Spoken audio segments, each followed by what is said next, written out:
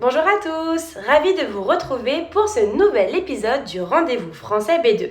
Aujourd'hui, on fait nos valises, mais attention, nous ne sommes pas seuls.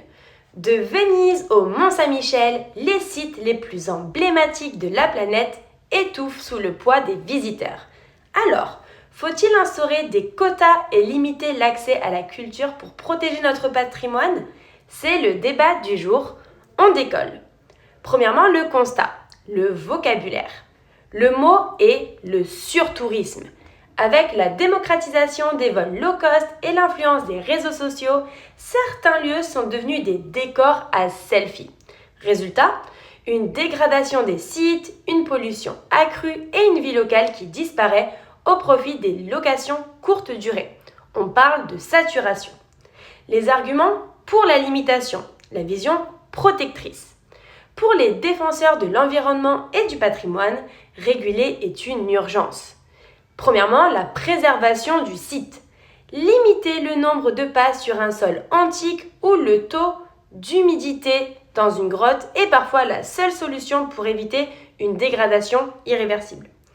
La qualité de l'expérience. Visiter le Louvre ou les Calanques de Marseille sans la foule permet de réellement profiter de la beauté du lieu. Le passage du tourisme de masse au tourisme de qualité. Le respect des locaux.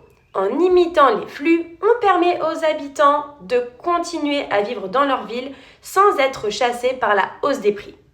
Maintenant, les arguments contre, donc la vision égalitaire. Cependant, cette idée de quota soulève des critiques majeures. Un élitisme culturel. Si l'accès devient payant, cher, ou s'il faut réserver 6 mois à l'avance, cela cause un problème. La culture ne serait-elle pas réservée à une élite privilégiée? L'impact économique. Beaucoup de régions dépendent exclusivement de la manne touristique.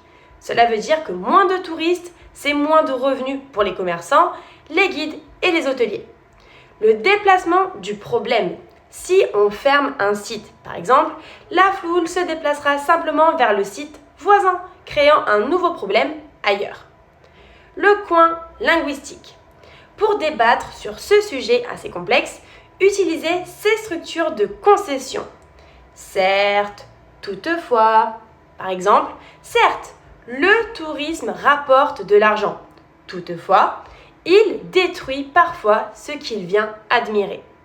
On peut également utiliser bien que, avec le subjonctif. Bien que cette mesure soit impopulaire, elle semble nécessaire. Ou alors, on pourrait très bien dire « il ne faut pas occulter le fait que », qui veut dire « il ne faut pas oublier que ». Ou encore « trouver un compromis entre et ». Et vous, seriez-vous prêt à payer plus cher ou à réserver votre place des mois à l'avance pour visiter votre monument préféré? Ou pensez-vous que l'accès à la beauté du monde doit rester libre et spontané pour tous? Dites-nous en commentaire. Salut!